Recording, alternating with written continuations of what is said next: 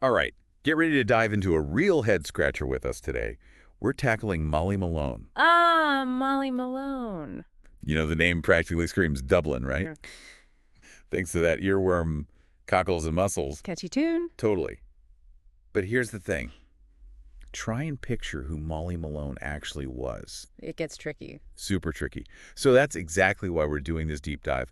We're going to look at everything, the lyrics, that famous statue. All the historical bits and pieces. Yeah. To see if we can actually figure out the truth about this legend. It's a good challenge. Before we even get into it, though, I'm curious.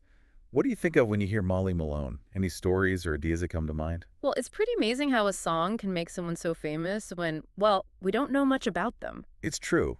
And let's be honest, the lyrics themselves, Hmm.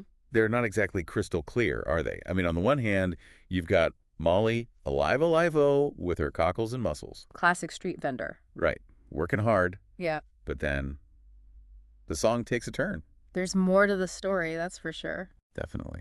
We hear about all the girls so pretty in Dublin's fair city. Kind of makes you think Molly had a side hustle. You know what I mean? And that's what's stuck with people throughout history, that hint of a double life. It makes you think about women back then, especially working class women. Options were pretty limited. Respectable jobs were hard to come by, huh? Exactly. The reality for many women back then, it was way more complicated than what you read in history books. So the whole idea of Molly selling fish during the day and maybe engaging in some transactions at night, that wouldn't have been totally out there. Not at all. Honestly, it was probably the reality for lots of women trying to just survive. And that's something the Molly Malone story, true or not, it shows us a side of history that doesn't always get talked about. Speaking of showing things, what about that Molly Malone statue in Dublin? That's a pretty powerful image, right in the heart of the city. In bronze. It really makes you think, doesn't it? A statue put up in '88 for the Dublin Millennium, celebrating someone who might not have even existed. It's almost ironic. It is. But it also shows how powerful cultural memory can be. Even fictional stories, they can shape how we see a place, how it feels. Think of Robin Hood in Nottingham. Oh, I see what you mean. Or King Arthur in Camelot. Exactly. They become symbols woven right into a city's identity. Okay, so now the big question. Was there a real Molly Malone? Because when you start looking into the history books, it's kind of a dead end. Yeah, for a song that's famous all over the world, no one's been able to definitively say, yep, this was Molly Malone. And Molly wasn't exactly an uncommon name, was it? Nope. Nickname for Mary, Margaret. It was everywhere back then. It'll be like trying to find one specific grain of sand on the beach. Talk about a needle in a haystack. And then there's this whole Molly Malone Day thing, June 13th. The Dublin Millennium Commission declared it based on a Mary Malone's death record from 1699.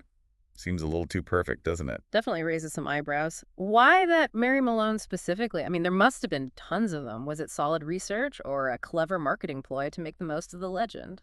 Hard to say for sure. I guess we have to be a little skeptical, huh? Always, especially when history gets mixed up with modern day things. It's time to dig deeper. All right, so far we've got a possibly made-up character, a statue to commemorate her, and a maybe made-up holiday.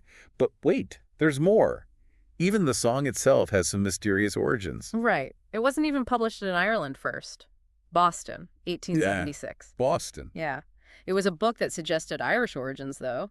Then it pops up in London. There might be a Scotland connection. It's like a puzzle with pieces all over the place. Definitely a puzzle. And the music itself, it doesn't feel quite like a classic Irish ballad. There's a different vibe. There is. Siobhan Marie Kilfeather, she's a scholar who's looked into the song a lot, points out it's got a real music hall style. Could have some folk song influences, too. But it's not your typical Irish street ballad. Not in terms of structure or rhythm. And Kilfeather, she straight up calls the historical Molly nonsense. So from an expert point of view, should we just give up on the whole real-life Molly Malone idea? Well, the lack of solid proof is definitely a problem. But I don't think we should rule it out completely. We have to remember, historical records, especially from back then, they're not exactly complete. Stuff's missing. Exactly. And a lot of lives, particularly working class women, well, their stories just weren't seen as important enough to write down in detail. Lost chapters of history. We only get these tiny glimpses into certain stories and points of view. Exactly. But you know what? The fact that the song is still so popular, it's gotta mean something. For a story to be so loved, to spread across different cultures and generations, it must be tapping into something deeper, something universal. It's not really about an actual Molly Malone, you know? It's more about what she represents. This woman working hard, navigating a tough world, she kind of embodies that Dublin spirit that people connect with. She becomes this, like, archetype, a symbol of how to just get things done. And then the song's popularity makes even more sense. There are so many different versions of Cockles and Mussels out there, Oh, yeah, over the years, it's amazing. each one a little bit different. It's like every generation, every artist, they find their own way to tell the story. They make it fit their own time. And that's what's cool about these stories that stick around, right? They Yeah. change and evolve, Yeah. get new layers of meaning. Exactly. So maybe it doesn't even matter if she was a real person. Maybe the impact of the story is more important. What do you think? It's a question worth thinking about, that's for sure. Does it make a story less powerful if it's not true? Or can a made-up tale still mean something to us, culturally and emotionally? That's something we want to throw out to you, dear listener. Thinking about everything we've discussed, the lyrics, the statue, the historical claims, what really sticks with you? Does it matter if Molly Malone was a real person walking those Dublin streets all those years ago? Or is the story itself, the symbol she represents, enough? I mean, think about it. We humans, we love stories. We do. We need them to make sense of the world, to connect with the past, to find meaning in what's happening right now. And sometimes these stories that get passed down generation after generation, they become even more powerful than actual history. They do. They become part of who we are as a society, shaping how we see ourselves and where we come from. The Molly Malone story, real or not, it's definitely left its mark on Dublin. She's like an emblem of the city. She represents a certain time, a certain feeling, a certain resilience. It's wild to think that something that might have come from someone's imagination could have such a real impact. Think of all the tourists who go see that Molly Malone statue, taking pictures, singing the song, connecting with that part of Dublin's identity. It really shows you the power of stories. A good one can grab your imagination and take you beyond time, beyond facts. It makes you think about the stories we tell ourselves, the people we choose to celebrate, and what it all means. As we wrap up our deep dive into the mystery of Molly Malone, we want to leave you with one final thought. Don't be afraid to ask questions. Yeah, to dig a little deeper, to explore what's real and what's imagined. Because sometimes the most interesting things are hidden in that in-between space where history and imagination come together. It really is something, huh? How Molly Malone's story, real or not, has become such a huge part of Dublin's identity.